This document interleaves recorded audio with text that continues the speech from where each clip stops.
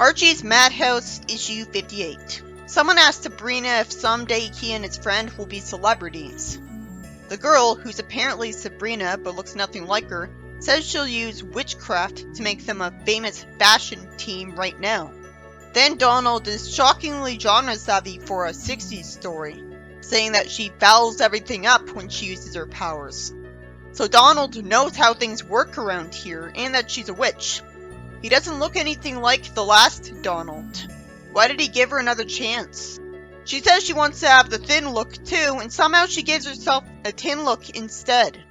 She says she wants to look as thin as a rail, and he tells her she screwed up by getting exactly what she asked for. She should have anticipated that. She wouldn't have imagined that either. She asks an unseen demon or spirit to return her figure to its original shape, and she gets back to normal. She still looks really thin to me.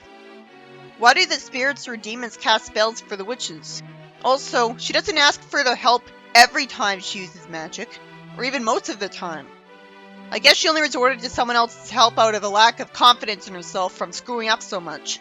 But again, what do the spirits have to gain in being unseen genies for witches, which would require them either invisibly stalking them, or having constant surveillance on them?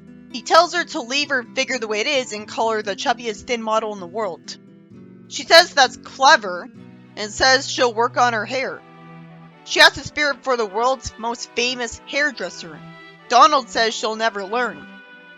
She's at least learning by asking for someone else's help, instead of assuming she knows how to make her own hair look amazing by herself. Let me guess. This'll backfire on her. The most logical way it would is that because he's so famous, he's too busy to help her and is all backed up. So I bet that won't be it.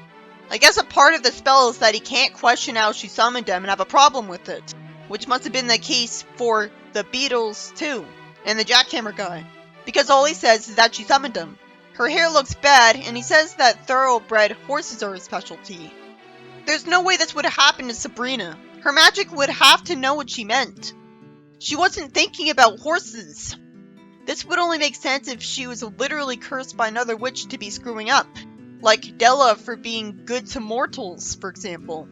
She has to be covered in the latest fashions. Of course that literally happened to her. What did she expect? She wouldn't say that. Donald's buried in dresses. She tells him to stop grumbling and help her put these outfits on the clothes rack. Why doesn't she just point and magically put them on the rack? Which must have been summoned with them miraculously when she didn't even mention it. Well, I would say that she learned her lesson that she's better off not trying to use magic. But then she has to make the biggest splash ever in the fashion world. So they end up in a fountain. How does she keep making this mistake? How does she keep a chipper mood? She says a crowd's gathering and this is their big chance. She's told to dry up, and she wants to give them the best outdoor fashion show.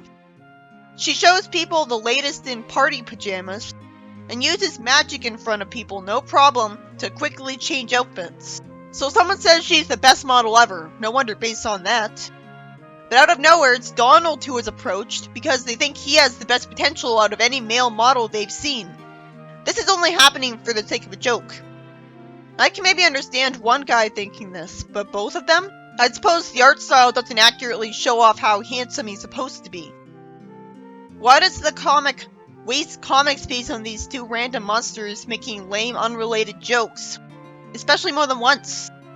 Sabrina's crying and is asked what's wrong by her fairy witch mother, and says a phrase I've never heard of before. She says the whole fashion world has her uptight. If she meant uptight, you'd think up and tight would be the same word.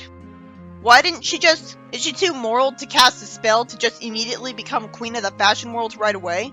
Because what she was doing was already bad and illegal. She was summoning clothes that she should have bought. It makes sense that she wanted to feel like she actually earned it, but if she was using magic, she wasn't earning it anyways.